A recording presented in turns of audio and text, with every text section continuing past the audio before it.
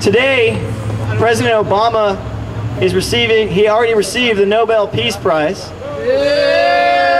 And this is after an extensive debate took place in his administration about whether or not to send more troops to Afghanistan. General McChrystal was requesting 80,000 or 85,000 more troops, or that's what he ideally wanted, but he knew that was unrealistic to request because the majority of the Americans oppose the war in Afghanistan, so he requested 40,000 for starters. And it's a very difficult situation in Afghanistan. And millions of people voted for Obama, hoping that he would end the disasters in Iraq and Afghanistan. But ultimately, the Obama administration, Obama himself, decided to send 30,000 more troops to Afghanistan. And he's urging his NATO allies to send thousands as well.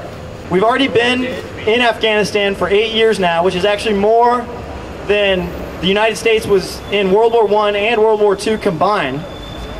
And we've already sunk $232 billion of our tax dollars. Over 800 Americans have been killed, and thousands of innocent Afghani people have also been killed. And for what? The U.S. occupation of Afghanistan has been an unending nightmare. It's exacerbated the endemic poverty that exists. Afghanistan is the third poorest country in the world. 2/3 of Afghanis struggle to survive on less than $2 a day, according to the Food and Agricultural Organization. 77% lack access to clean water, according to UNICEF. And female literacy is at 14%, which is barely improved from what it was under the ultra-conservative rule of the Taliban. And 90% of the spending of our tax dollars in Afghanistan goes to military, and only 10% goes to reconstruction. So we have to ask, what are we actually achieving over there?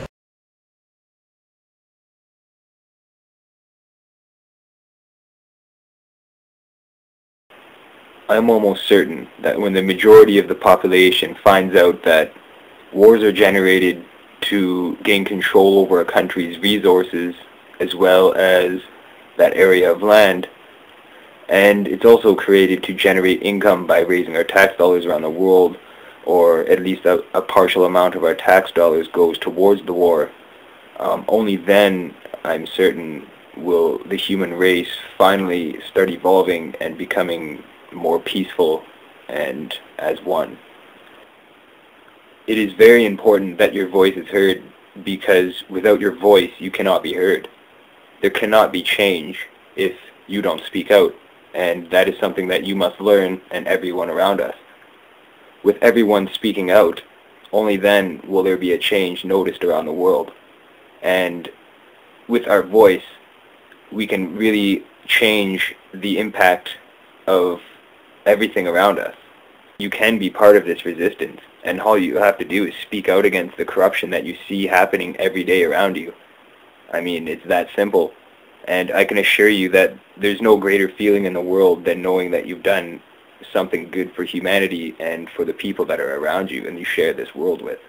As this documentary has explained, there is mass corruption going on around the world in the form of government, and this government is the same people that are ruling over top of us and are having an effect on our everyday lives. And it's very important that all of us as individuals start researching into politics and what's happening around our community, around the world, and the things that affect us the most, we should be looking into that. The things that interest us the most or concern us the most.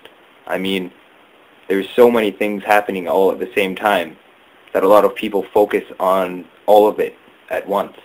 But really, we should be looking at certain individual topics or subjects that appeal to us the most, because those are the subjects and topics that we can really make a difference at. And it's just another brick in the wall. I mean, if you are part of that formation of the wall, with all of us together working at this, we can really make a difference. One of the most difficult things about what I talk about is get people to drop their preconceived notions, their preconceived ideas, their it can't be happening, this is impossible, Bill Cooper's a nut. Get them to drop those kinds of obstacles and just take a look at the evidence. Because I'm going to tell you right now, I don't want you to believe anything that I tell you today.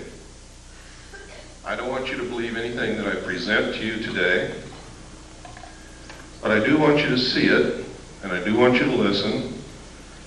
And maybe, just maybe, what I'm all about is just maybe you will see or hear something here today that's going to convince you that something is terribly wrong.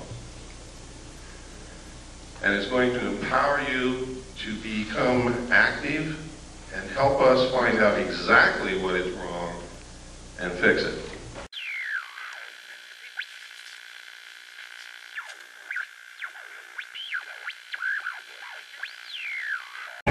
What I'm going to talk to you about today comes from my heart, from my experience in life, from playing this role as messenger, which I take very seriously, from my efforts to wake up the American people, from my family, from all the letters that I get, from people that I talk to, just like I've talked to many of you here today.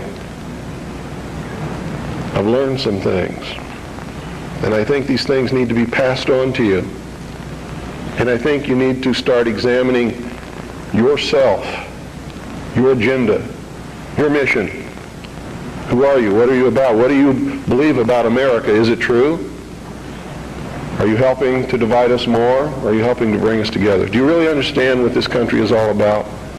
The formation of resistance is really just the formation of a resistance around the world which basically ends everything that has been destroying us for so long. And this can be achieved. We just have to work together and do it.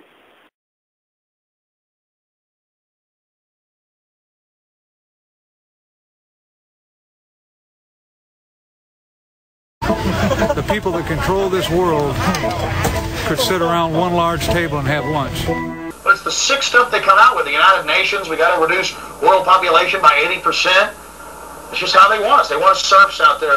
Oh, you know, like your serfs over in Britain. The people, my people that left to get away with it, eating little turnips and little onions they grew, and they're like a foot and a half shorter than the noblemen, with their teeth hanging out as they ride by on their horse. Oh, look at them, we're much better than them. That's their pleasure. No, their pleasure. Well, I'm not going to give them their pleasure. I'm going to have a gun in their mouth and see how they like it. Because I'm free. That's been in my family history to fight. And I'm not your slave. So get it straight. And we're ready. You can nerve gas us all day. We're ready to rock. And the people are waking up. Because some of us are willing to spill our blood with a sacrifice. You hear me, scum? We're coming for you.